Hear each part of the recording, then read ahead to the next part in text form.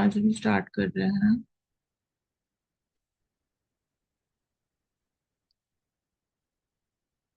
Separate life policy. अभी तक हमने क्या पढ़ा था?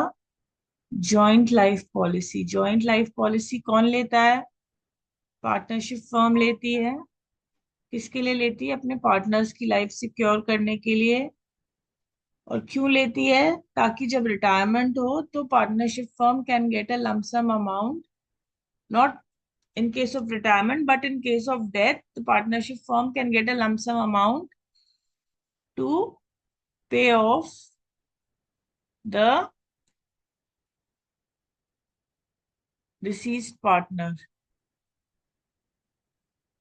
ठीक है। इसमें हमने देखे थे तीन मेथड्स थे। when joint life policy premium is treated as an expense, when joint life policy is treated as an asset, and when a joint life policy reserve is created। ठीक है। अब हम पढ़ेंगे सेपरेट लाइफ पॉलिसी। हमने ये देखा कि joint life policy में क्या होता है कि अगर पार्टनर की डेथ या मेच्योरिटी हो जाती है पॉलिसी की, तब तो हमें क्या मिलता है? Assured value. ठीक है ना। लेकिन जब एक भी पार्टनर रिटायर हो जाता है बीच में, तो पूरी पॉलिसी की क्या मिलती है? सिर्फ सरेंडर वैल्यू। तो एक पर्सन के रिटायर होने के डिसीजन की वजह से बाकी पार्टनर्स को भी सफर करना पड़ता है। तो उसका दूसरा तरीका क्या है? Separate life policy. कि मतलब अगर तीन पार्टनर्स हैं किसी फर्म में, तो पार्टनरशिप तीनों की सेपरेट लाइफ पॉलिसी निकाल ले। इसमें क्या होता है, अगर बीच में एक पार्टनर की भी डेथ या रिटायरमेंट हो जाती है तो बाकी पार्टनर्स की पॉलिसी कंटिन्यूड रहती है। ठीक है ना। सपोज अगर बी की डेथ हो जाती है तो इसको अश्योर्ड वैल्यू मिल जाएगी और दोनों पार्टनर्स का सरेंडर वैल्यू का शेयर मिलेगा। लेकिन जो सी और ए की पॉलिसी है वो कैंसिल नहीं होगी, वो कंटिन्यू होती रहेगी। ठीक है। इसमें कोई तीन मेथड्स नहीं है, इसमें एक ही मेथड है जो हम फॉलो कर रहे हैं। वो क्या होता है? देखो, अब दो केस होते हैं, एक रिटायरमेंट और एक डेथ। ठीक है। In case of separate life policy, अगर रिटायरमेंट होता है तो हमको क्या मिलती है? मीत। अगर सरेंडर वैल्यू। Surrender value. और अगर डेथ होती है तो हमको क्या मिलता है? Yes. Assured value. Sure value. Now suppose हमारी सरेंडर वैल्यू 10,000 है और अश्योर्ड वैल्यू 1 लाख। ठीक है। सिंगल लाइफ पॉलिसी ली हुई है मैंने। तीनों की हम लिख लेते हैं। चलो, तीनों की क्या है?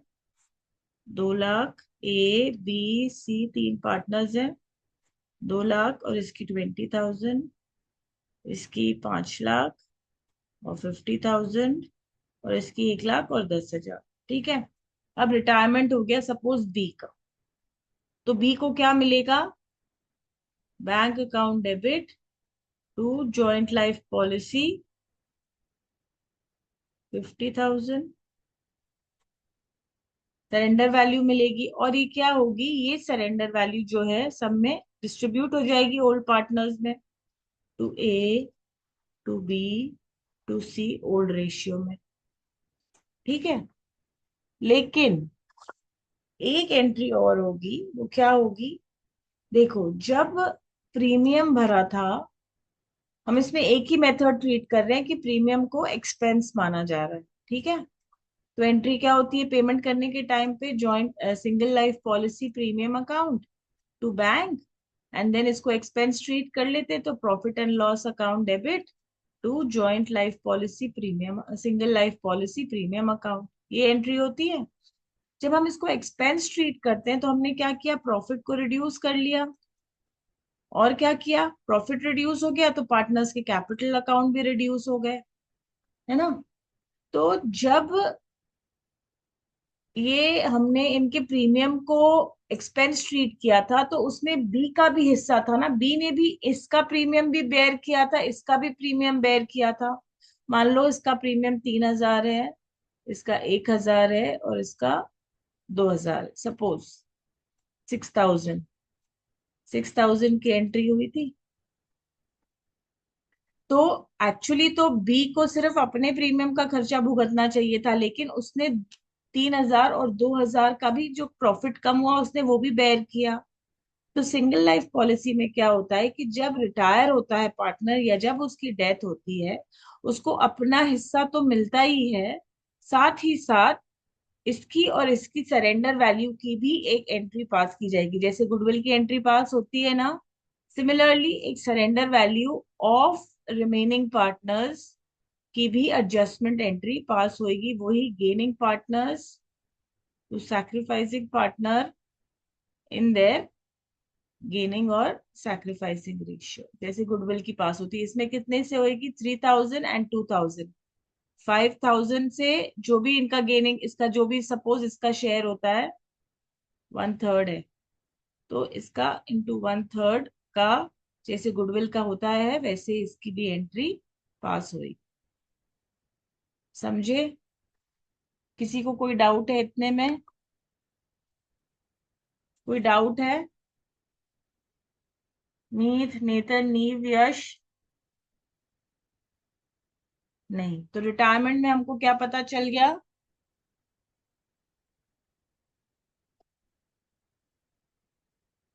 रिटायरमेंट में हमको ये पता चला कि हमें क्या मिलती है, सरेंडर वैल्यू मिलती है तीनों की, लेकिन सिर्फ एक का बैंक मिलता है, जो रिटायर होता है उसका पैसा आ जाता है, और बाकी दोनों की एडजस्टमेंट वैल्यू मिलती है।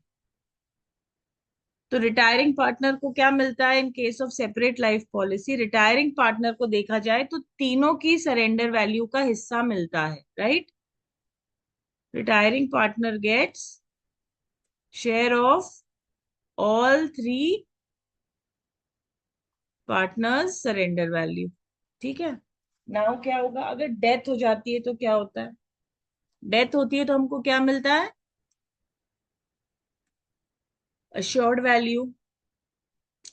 सपोज इसकी डेथ हुई, बी की, इसकी अश्योर्ड वैल्यू कितनी थी? 5 लाख। तो हमें एंट्री क्या मिलेगी? 5 lakh bank to JLP, 5 lakh JLP to A B C, 5 lakh in old ratio. And एक कंपलसरी एंट्री क्या है? ये वाली surrender value of A and C की एडजस्टमेंट एंट्री पास होगी दोनों ही केसेस में। ठीक है। तो इसकी क्या है? 5,000 थी, 5,000 के 1/3 से आप एडजस्टमेंट एंट्री पास कर देंगे, that is A C to B. तो सिंगल लाइफ पॉलिसी में हमने देखा क्या है, 3 एंट्रीज होती हैं, बैंक आने की, उसको डिस्ट्रीब्यूट करने की, एंड सरेंडर वैल्यू से एडजस्टमेंट एंट्री। दोनों केसेस में सिर्फ सरेंडर वैल्यू से ही एडजस्टमेंट होगा। सरेंडर वैल्यू से एडजस्टमेंट क्यों होगा? क्योंकि ए और सी तो जा नहीं रहे कहीं, ए और सी की पॉलिसी तो कंटिन्यूड है।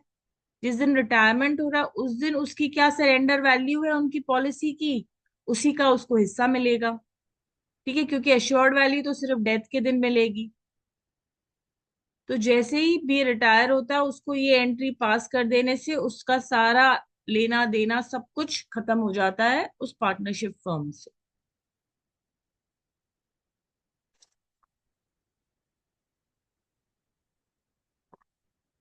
ठीक है। इसका कोई सम नहीं दिया हुआ है बुक में, लेकिन एक कॉन्सेप्ट आपको समझ के रखना है, जर्नल एंट्रीज याद करनी है, क्योंकि एग्जाम में कुछ भी आ सकता है। बुक में दिया है मतलब आ सकता है। ठीक है। चलो यश, तुमने होमवर्क किया है जो भी बुक में मैंने जो कल दिया था, ये 16 सम स्कैनर का, और ये रिटायरमेंट के 3 इलस्ट्रेशंस दिए थे। मैं स्कैनर हो गया मेरा बीआरएस का। ये रिटायरमेंट का नहीं हुआ है, वो कर लूँगा। चलो तुम लोग ने रिटायरमेंट का 10th सम कर लिया, 10th सम हो गया। 10th में तुम लोग ने देखा कि गुडविल वहां पे दिया हुआ है 2 years purchase of average profit, और उन्होंने वेटेड एवरेज से निकाला है। तुम लोगों ने उसको चेंज कर लिया, वेटेड एवरेज कर लिया। क्वेश्चन में ऊपर वेटेड एवरेज कर दो।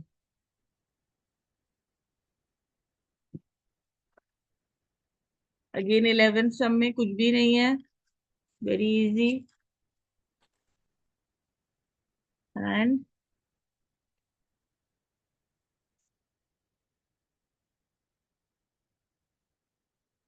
Again 12 some is very easy. अब हम प्रैक्टिकल क्वेश्चंस देख ले रिटायरमेंट के एक बार, डिस्कस कर लेते हैं, फिर डेथ ऑफ द पार्टनर के सम स्टार्ट करते हैं।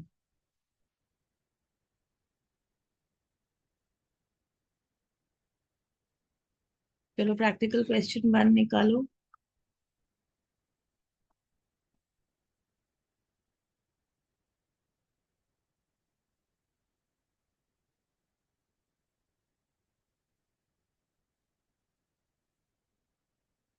हम्म।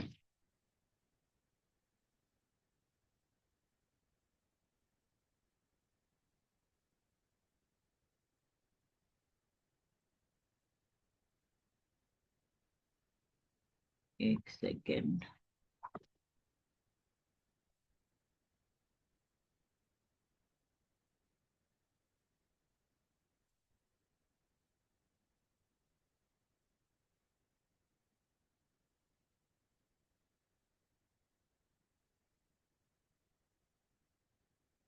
इसको छोटा कैसे करूँ?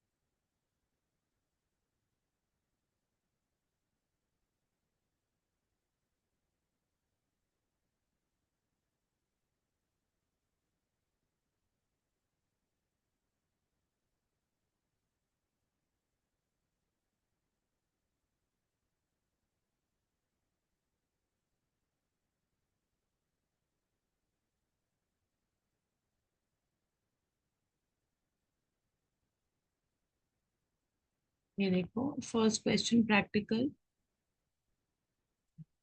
इसके जो भी पॉइंट्स हैं हम डिस्कस कर लेते हैं सो दैट आप वर्क में कर सकें।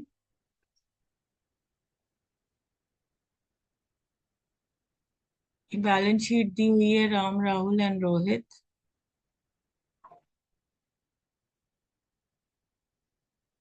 On 31st March 22, Ram decided to retire and other partners decided to carry on. Land and building appreciated by 30%, machinery depreciated by 20%। तो इसका क्या बनाएंगे हम? एक सेकेंड यार, इसको ऑफ ऑफ करें। हम्म,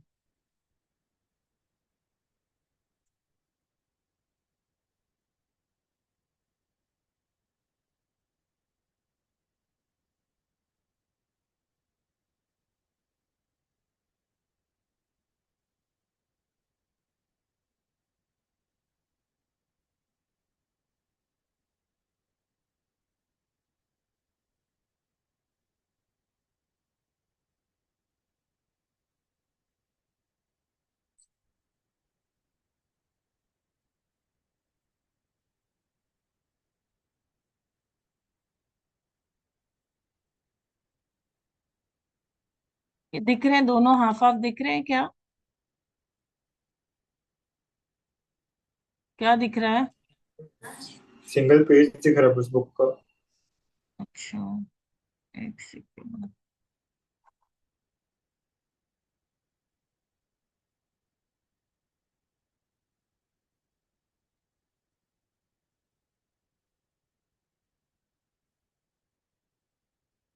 अब दिख रहा है? हाँ मिस। चलो ग्रेट।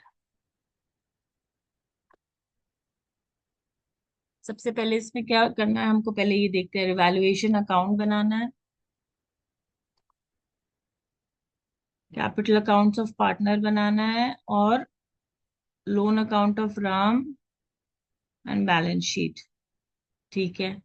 लैंड एंड बिल्डिंग क्या हो जाएगा हमारे रिवैल्यूएशन अकाउंट में आ जाएगा इधर।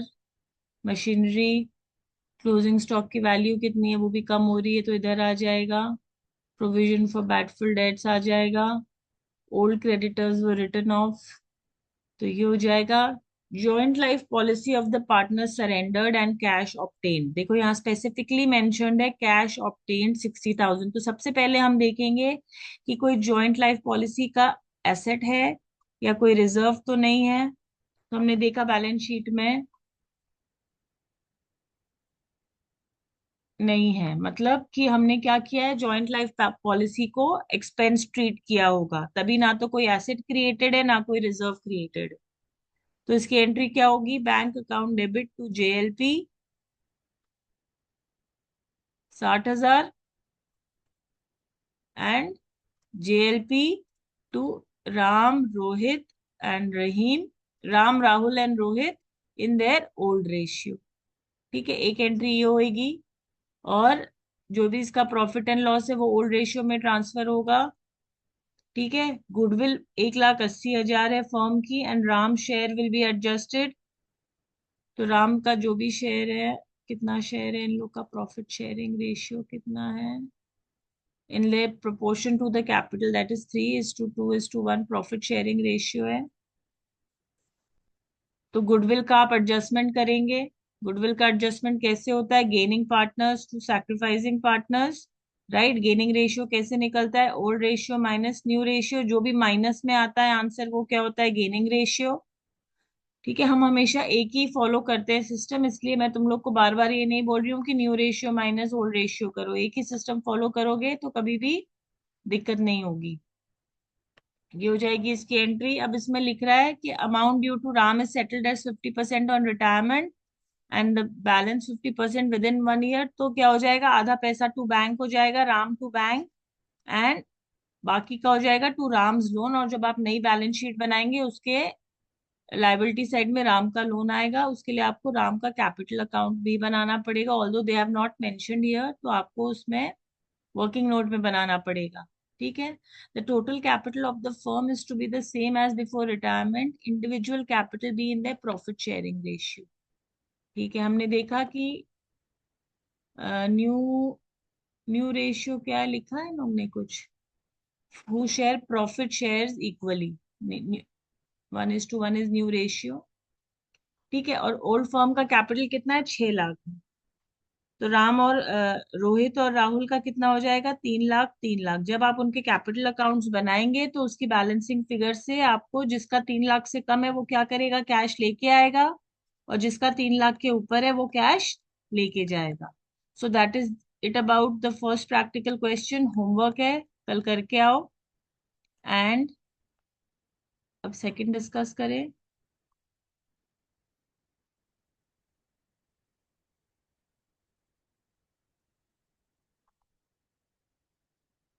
कल की क्लास दोपहर में 2:30 बजे ही होगी। चलो, A B C were in partnership sharing profits and losses in the ratio of 3:2:1, the balance sheet of the firm as on 31st March 2022 as under। ये बैलेंस शीट दी हमें, उसके बाद क्या, on account of health A gave notice that he wants to retire. ठीक है, ए retire हो रहा है। अब ये क्या, ये सम हमने पहले भी देखा हुआ है शायद। Profit and loss account for the year ended showed a net profit of rupees 40,000 was to be reopened. B was to be credited with 6,000 as bonus. देखो अभी ये क्या है, 31st March 2022 का जो भी प्रॉफिट एंड लॉस क्लोज हो चुका होगा और डिस्ट्रीब्यूट हो चुका होगा, तो हमें सबसे पहले इसको क्या करना पड़ेगा, रिवर्स एंट्री करनी पड़ेगी। पहले हमने की एंट्री होगी PNL to A B C किया होगा, अब हमको क्या करना पड़ेगा, उसकी रिवर्स एंट्री करनी पड़ेगी क्योंकि हमें प्रॉफिट को रिवाइज करना है। तो ये एंट्री हो जाएगी उनके ओल्ड रेशियो में। नीव, तुम्हें नई मीटिंग स्टार्ट करना आता है जूम पे? और तो जब ये मीटिंग एंड हो जाए तो एक लिंक भेज देना बेटा ग्रुप पे, तो हम लोग सब ज्वाइन करके मुझे होस्ट बना देना उसमें, तो हमें 10 मिनट्स वेट नहीं करना पड़ता। ओके। हाँ, इस पॉइंट को समझो। हमने क्या करना है, पहले जो प्रॉफिट 42,000 था उसको रिवर्स कर देंगे, और ये क्या बोल रहा है कि B was to be credited with 6,000 as bonus. तो हमें क्या करना है, हमारी एंट्री क्या होगी, बोनस है, खर्चा है कंपनी का, तो bonus to P N L account होगा 6,000। तो हमारा प्रॉफिट कम हो जाएगा, 42,000 माइनस 6,000 हो जाएगा। तो हम 36,000 को ए बी सी में डिस्ट्रीब्यूट करेंगे। और किस रेशियो में करेंगे, देखो प्रॉफिट शेयरिंग रेशियो भी रिवाइज हो चुका है 1 अप्रैल से, तो 2:3:1 में रिवाइज करेंगे, और इसकी ये एंट्री होगी, बी का अकाउंट 6,000 से क्रेडिट हो जाएगा। ठीक है, this is about this. Second point क्या है, ये दिया है 2 years purchase of simple average profits, आपको सिंपल एवरेज प्रॉफिट्स दिए हुए हैं, उसका आपको निकाल लेना है, क्या नाम है, एवरेज। और गुडविल परचेज पे निकाल के गुडविल की एंट्री पास कर देनी, अगेन वही gaining partners to sacrificing partners.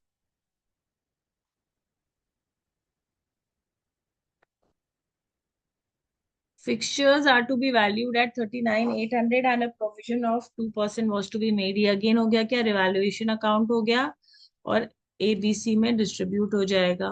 The amount payable to A shall be paid by B, इसकी सिंपल एंट्री क्या होगी, A account debit to B, right, A को मिल रहा है, बी दे रहा है।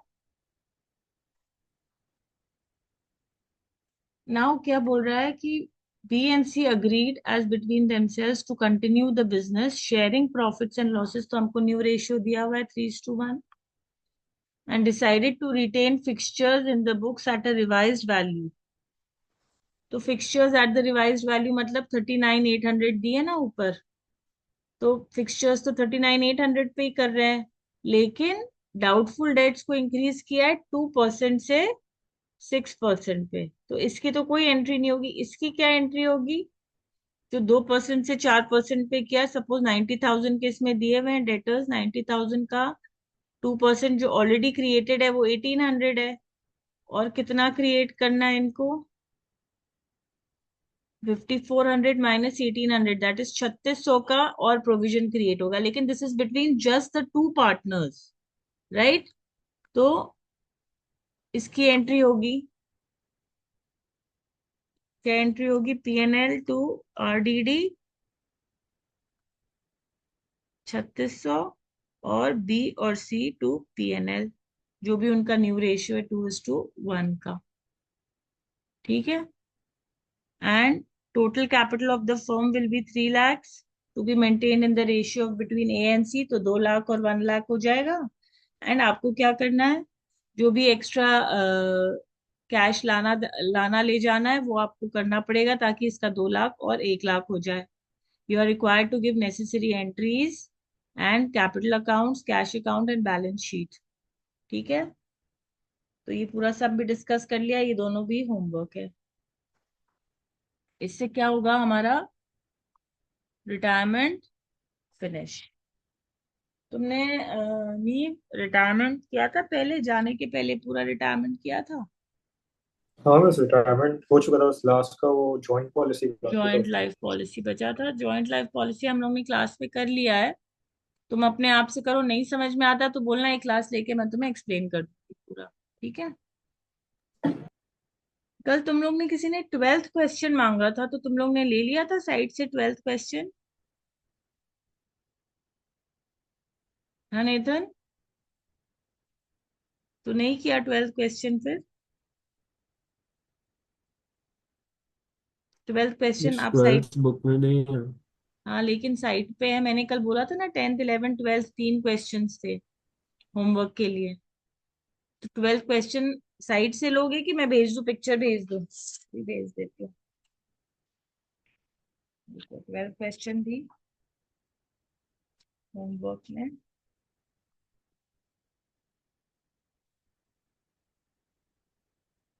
क्योंकि बेटा प्रैक्टिकल सम्स एक भी हमको छोड़ने नहीं है।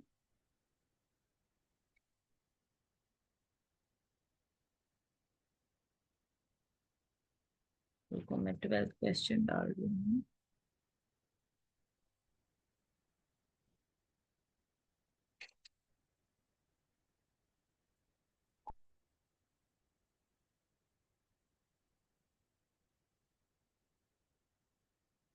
ठीक है, क्वेश्चन 12 मैंने ग्रुप पे डाल दिया है। रिटायरमेंट का होमवर्क है।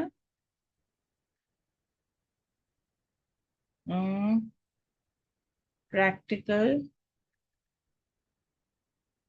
1 and 2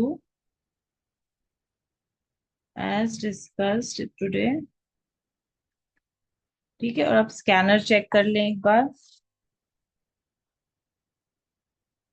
स्कैनर है आप लोगों के पास, तो स्कैनर चेक करो, रिटायरमेंट में कुछ बचा है तो रिटायरमेंट का स्कैनर भी कर लेते हैं।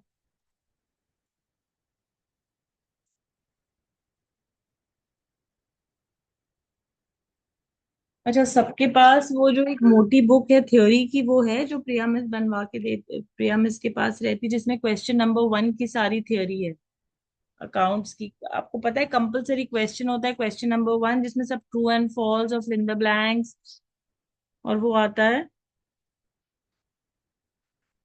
है तुम लोग के पास वो स्पाइरल बाइंडिंग बुक? तो कल लेके बैठना वो स्पाइरल बाइंडिंग बुक। हम उसमें से मैं तुम लोग को एक एक टॉपिक स्टार्ट करूंगी, क्योंकि अभी थ्योरी भी अपने को स्टार्ट करनी है, अदरवाइज टाइम लगेगी। रिटायरमेंट कौन से पेज से स्टार्ट हो रहा है? आपको कोई नहीं आइडिया कि सारे पार्टनरशिप के सम्स एक साथ ही दिए हुए हैं, अलग अलग नहीं दिए हुए हैं क्या स्कैनर में?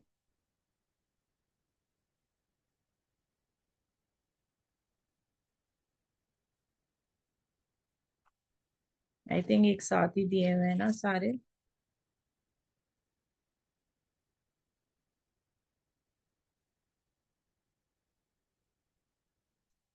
चलो, homework is first, second, third,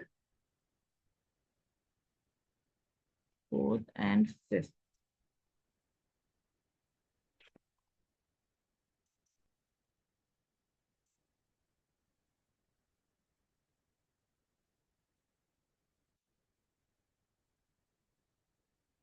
first 5 sums of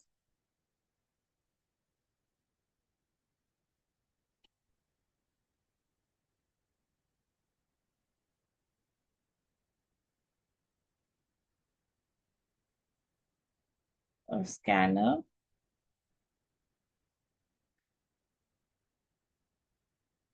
partnership.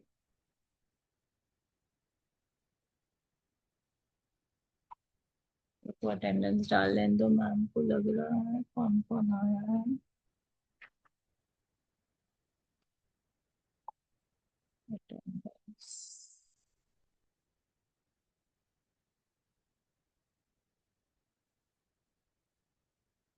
कौन है? यश, मीत, मिथन, मीत।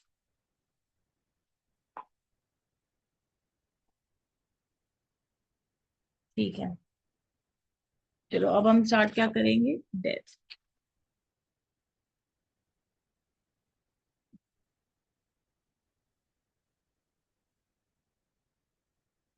ये मीटिंग एंड कर रही हूँ मैं, क्योंकि 1 ही मिनट बचा है। नीव, तुम नया मीटिंग का लिंक भेजो बेटा, ताकि हम नई मीटिंग स्टार्ट करें।